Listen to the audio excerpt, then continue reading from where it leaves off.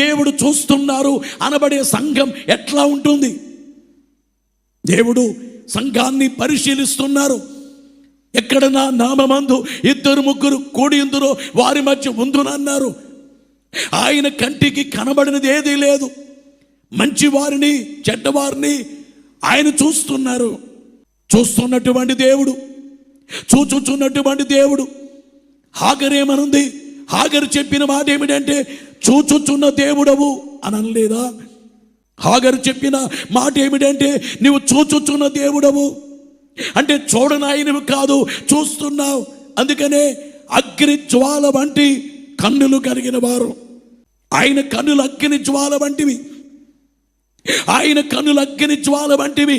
తుయితైరా సంగమా, అగ్ని జ్వాల వంటి కన్నులు కలిగిన నేను నీవెలాగున్నావో నేను పరిశీలిస్తున్నా, నిన్ను గమనిస్తున్నా. అందుకే నీ క్రియలేంటో నాకు తెలుసు, నీ విశ్వాసం నాకు తెలుసు, నీ పరిచర్య నాకు తెలుసు, నీ సహనము నాకు తెలుసు. నీ మొదటి క్రియల కన్నా నీ కడపడి క్రియలు ఎక్కువయ్యాయి నాకు తెలుసు. నేను అన్నిటినీ గమనిస్తున్నా, అన్నిటినీ చూస్తున్నా.